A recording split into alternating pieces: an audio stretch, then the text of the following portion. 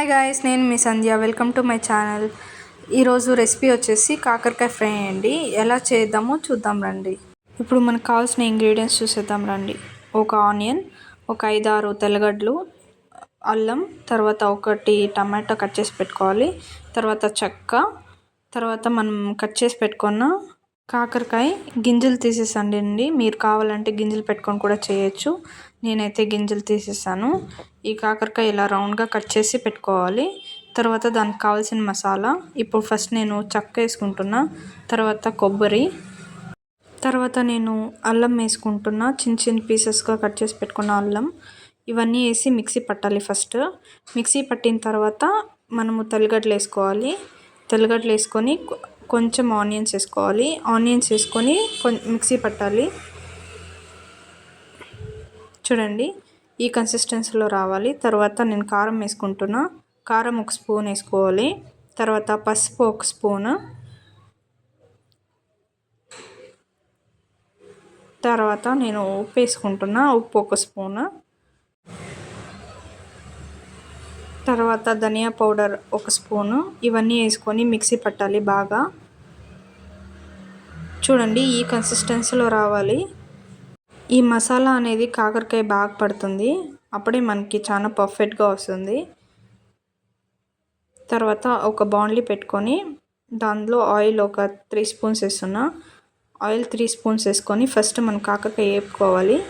First నేను కాకరకాయ వేసుకొని బాగా వాడ్చుకుంటున్నాను. ఈ కాకరకాయ వేపుకొనేటప్పుడు లో ఫ్లేమ్లో పెట్టుకొని వేపుకోండి, ఎందుకంటే అది మాడిపోకుండా ఉంటుంది.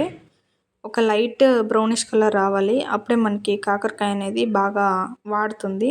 ఇలా చేయడం వల్ల కాకరకాయ చేదు అనేది పోతుంది. చూడండి, మనకి లైట్ బ్రౌనిష్ కలర్ వచ్చింది కదా. ఇప్పుడు దీని సైడ్ పెట్టుకోండి ఒక ప్లేట్లో తీసుకొని. అదే బాండ్లీలో నేను ఆయిల్ 1 స్పూన్ వేసుకుంటున్నా. తర్వాత హీట్ అయిన తర్వాత 1 స్పూను సాసులు వేసుకుంటున్నా. అది బాగా చిట్లాలి.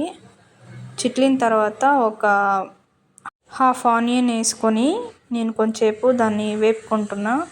ఒక 2 మినిట్స్ అలా వేపుకున్న తర్వాత మనం కట్ చేసి పెట్టుకున్న టమాటో వేస్తున్నాను. 1 టమాటో సరిపోతుంది. అది బాగా మగ్గాలి టమాటా అనేది.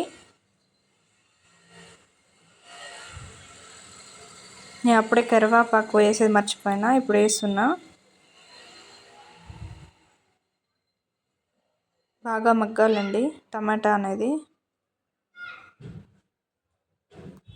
టమాటా అనేది మగ్గిన తర్వాత మనం ముందుగా ఫ్రై చేసుకున్న కాకరకాయ వేసుకోవాలి.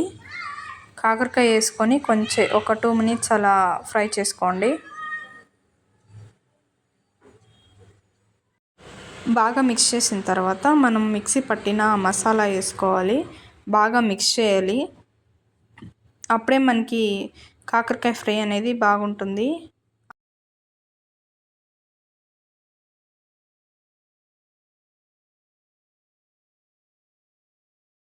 బాగా మిక్స్ చేసిన తర్వాత చూడండి ఎలా ఉందో. తర్వాత ఒక ప్లేట్ పెట్టేసి లో ఫ్లేమ్లో ఒక 2 మినిట్స్ అనేది కుక్ అవ్వాలి.